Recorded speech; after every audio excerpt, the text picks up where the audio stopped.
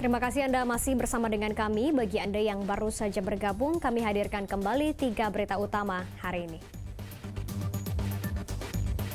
Sebagian gugatannya dikabulkan Mahkamah Konstitusi. Sosok mahasiswa Almas Sakeberu jadi sorotan dan Almas ternyata pengagum berat Wali Kota Solo, Gibran Rakabuming Raka. Remaja putri korban ruda paksa menuntut keadilan ke Polres Pekalongan Kota lantaran pelaku masih berkeliaran. Padahal korban sudah melahirkan bayi laki-laki dari pelaku. Meski terbakar, aktivitas bongkar muat sampah di TPA Troketon Klaten masih berjalan normal.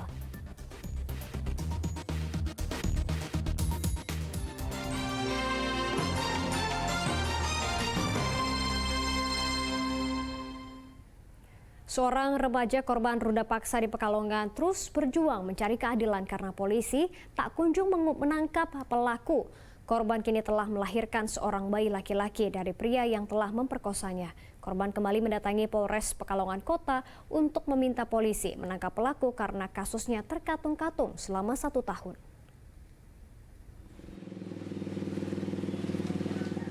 Setahun berlalu, Kepolisian Resor Pekalongan Kota tak kunjung menangkap pelaku ruda paksa terhadap gadis remaja berinisial WL, usia 15 tahun. Padahal kini gadis asal Kecamatan Tirto, Kota Pekalongan itu sudah melahirkan bayi laki-laki dari pria yang memperkosanya. Pada Rabu siang didampingi Lembaga Bantuan Hukum, WL kembali mendatangi Mapores Pekalongan Kota. Ia mencari keadilan untuk diri dan bayi laki-lakinya lantaran polisi terkesan tidak serius menangani kasusnya. Kasus ruda paksa menimpa WL pada bulan Agustus tahun 2022 lalu. Ia diperkosa pria berinisial AG berusia 25 tahun yang baru dikenalnya. Kasus ini telah dilaporkan ke polisi, namun pelaku masih berkeliaran. Kuat dugaan WL bukan korban satu-satunya. Masih ada 4 korban lain yang semuanya berusia di bawah umur. Kami akan segera melakukan koordinasi dengan pihak penyidik yang sudah melakukan penanganan. Bagaimana perkembangannya, kita akan menanyakan ke sana. Ini kasusnya udah berapa lama Pak ini, Pak? Ini kurang lebih sudah hampir 1 tahun. Laporan tahun kemarin itu 22 November 2022. Sampai hari ini belum ada perkembangan. Makanya kita nanti akan melakukan menanyakan ke pihak penyidik Polres Pekalongan Kota. Sampai ini korban sudah hamil dan melahirkan, Pak ya? Iya, sudah 2 bulan ini anaknya umurnya. Bisa dijelaskan? Keterangan dari klien kami, pelaku ini bekerja di salah satu koperasi di Pekalongan. Korban hanya satu ini atau ada berapa lagi, Pak? Kemungkinan korban bertambah ya, ada 4 sampai 5 orang. Sudah kuasa ke kami juga. Sudah dikuasakan ya. Juga. Dengan pelaku yang sama, Pak? Pelaku sama. Kepolisian Resor Pekalongan Kota memastikan kasus ini tidak dihentikan. Pelaku saat ini masih terus diburu. Jika terbukti pelaku tidak hanya memperkosa WL, maka akan diberikan hukuman setimpal. Untuk pelaku saat sampai sekarang ini masih kabur ke sana sini, masih keluar kota. Dan upaya kita sudah selalu untuk melakukan penyelidikan dan upaya untuk melakukan penangkapan, upaya paksa melakukan penangkapan terhadap pelaku. Nanti apabila pelaku sudah ada, langsung kita tangkap, langsung kita proses. Jadi perkara ini tidak ada, istilahnya kita hentikan, tidak ada. Jadi proses tetap kita proses. Sementara yang laporan berapa korban? Untuk yang laporan ini baru 1 korban itu.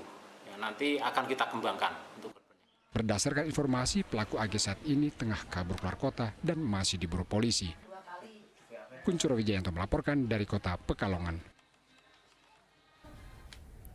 Seorang warga di Kudus, Jawa Tengah menjadi korban penjamretan. Pelaku merampas tas plastik berisi uang jutaan rupiah yang digantung di stang sepeda milik korban.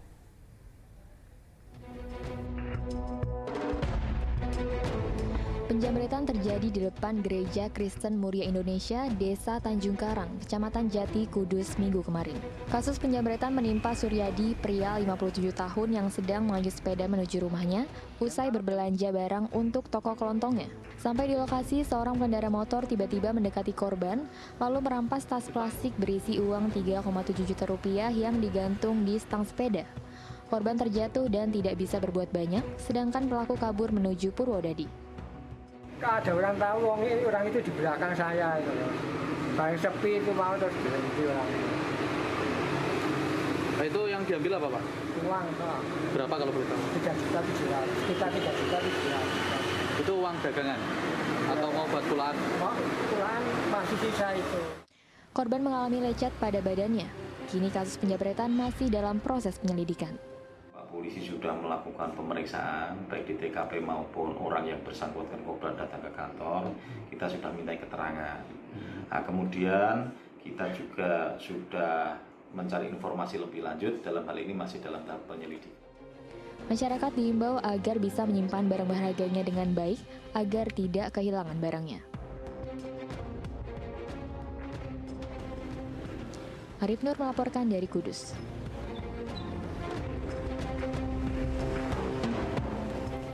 Beralih ke informasi lain, meski sempat terbakar, aktivitas bongkar muat sampah di tempat pembuangan akhir sampah TPA Troketon di Klaten masih berjalan seperti biasa.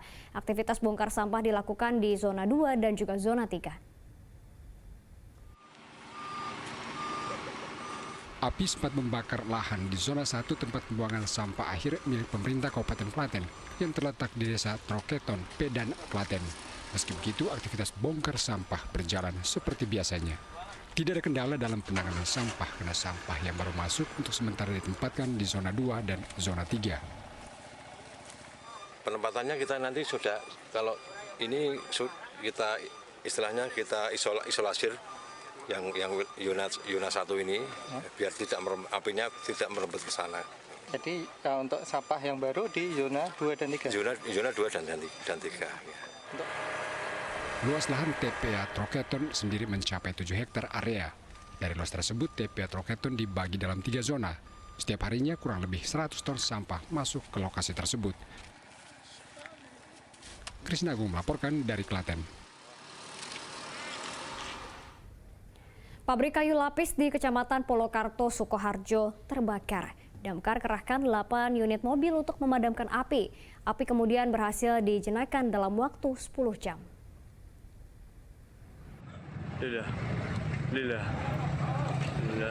Senin malam kebakaran melanda pabrik kayu lapis yang terletak di Desa Genengsari, Kecamatan Polokarto, Sukoharjo.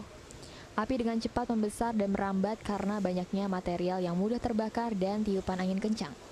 Besarnya api juga membuat atap bangunan pada bagian produksi ambruk. Pemadam kebakaran Sukoharjo dibantu pemadam kebakaran dari Soloraya serta relawan untuk memadamkan api.